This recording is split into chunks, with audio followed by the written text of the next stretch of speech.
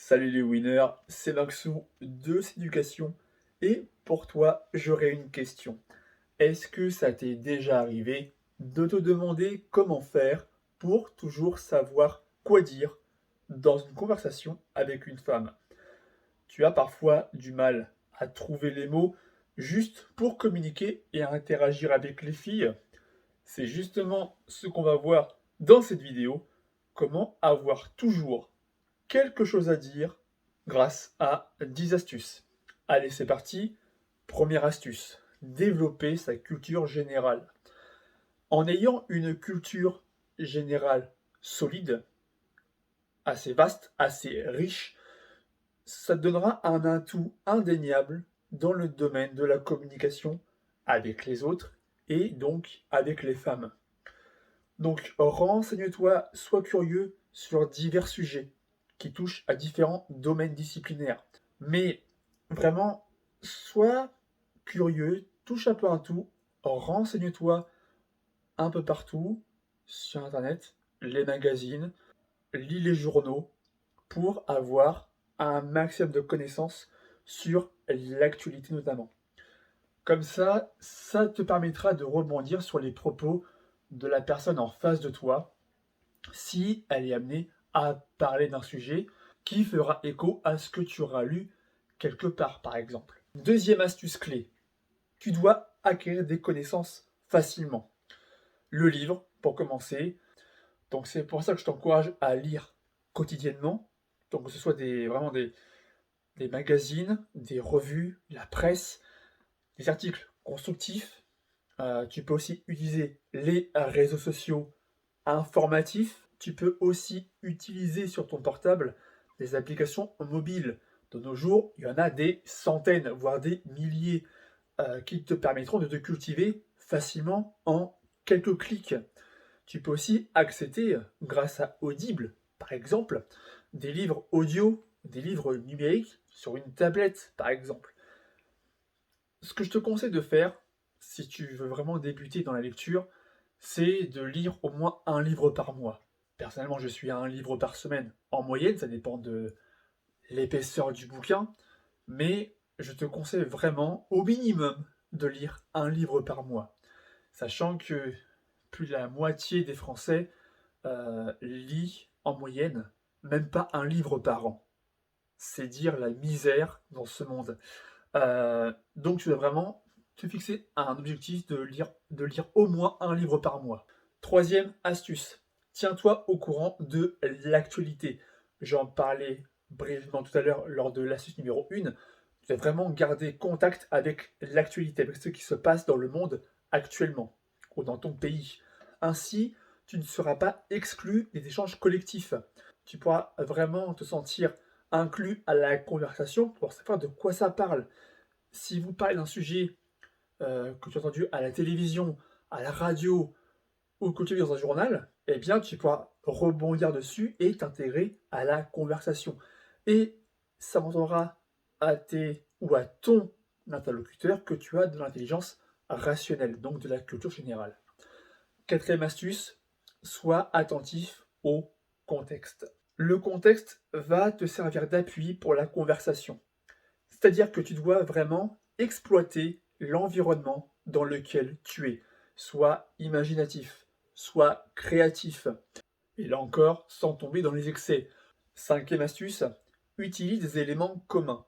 C'est-à-dire donc des sujets qui sont liés à ton interlocutrice. Et pour ça, pour trouver ces sujets qui sont liés à cette personne en face de toi, tu dois au préalable savoir son univers.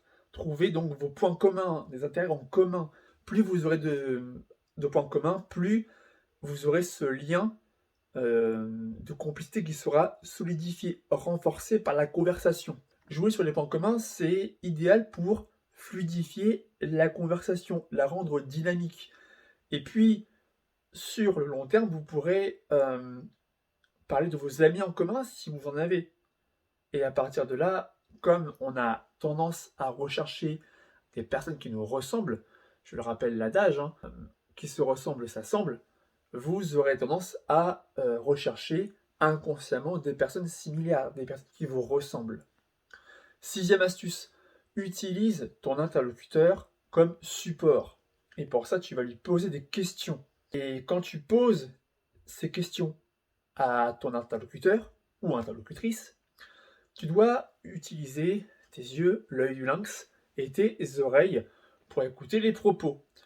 Donc, si la fille te parle de sa vie, de ses problèmes personnels, écoute-la et tu rebondis juste après sur ses propos pour montrer que tu portes un réel intérêt à ce qu'elle te dit.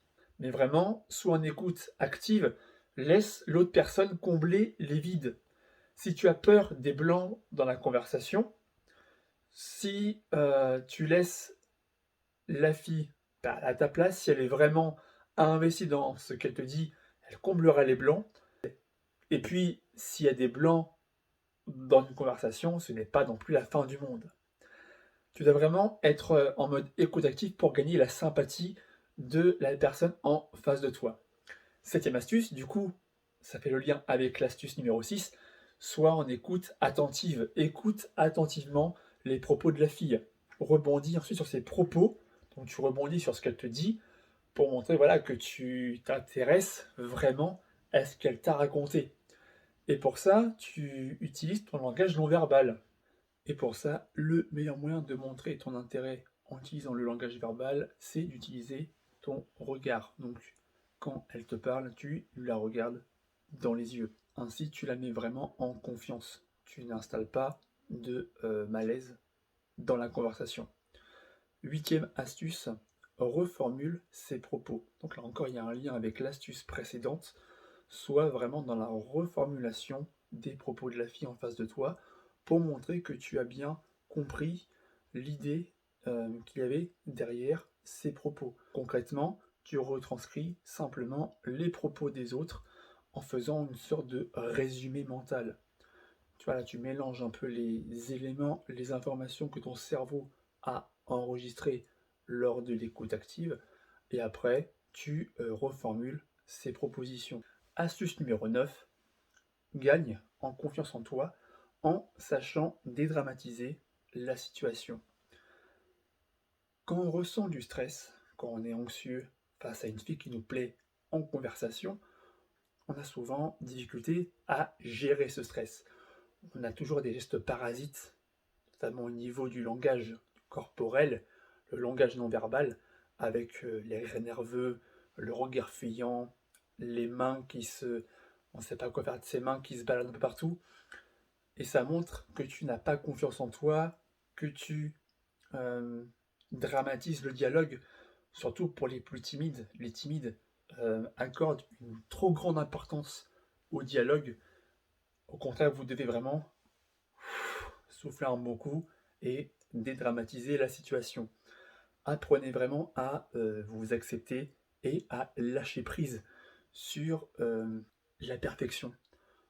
Vous cherchez toujours à être parfait, à avoir la phrase d'approche parfaite, à avoir le dialogue, la conversation initiale parfaite avec une fille. Mais la perfection, c'est illusoire, ça n'existe pas. Vous devez vous adapter à la fille en face de vous. Vraiment, c'est une question de confiance, d'attitude. Apprenez à gérer vos émotions, gérer votre stress et à lâcher prise sur cette obsession à être parfait en toutes circonstances.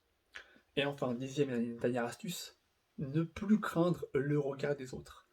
Celle-là aussi, elle est très présente chez les débutants les plus timides. C'est la peur du regard des autres. Agir alors qu'il y a du monde autour de soi. Ce qui nous amène à bégayer lors de la conversation, à ne pas oser initier la conversation, la difficulté à dialoguer. On accorde une importance démesurée à la vie de l'autre, à la vie des autres autour. On a peur du jugement, on a peur des critiques extérieures. Et en cela, vous devenez esclave de votre entourage. Vous dépendez des autres indirectement. Vous voulez plaire à tout le monde. Mais ce n'est pas possible. Vous devez vraiment vous libérer de ce fardeau et être avant tout vous-même. Vous agissez pour votre propre bonheur et pas pour le bonheur des autres. Si la vidéo t'a été utile, n'hésite pas à t'abonner à la chaîne YouTube pour ne rien rater des prochaines vidéos que je publie régulièrement sur la séduction et le développement personnel. Si tu es encore là, alors ça veut dire que tu fais partie des gens qui sont vraiment motivés. Donc voici ce que tu peux faire pour aller plus loin. J'ai sorti une formation que j'ai baptisée SP9. Les 9 principes de la séduction pour lui plaire. Dans cette formation vidéo, je t'explique les 9 points sur lesquels travailler pour optimiser tes chances de séduire cette fille qui te plaît. Mais attention, c'est une formation exclusivement réservée aux personnes qui sont prêtes à passer à l'action et à changer de vie. Si ça t'intéresse, le lien est dans la description. Je vous retrouve dans une prochaine vidéo. C'était Maxou pour vous servir. Ciao!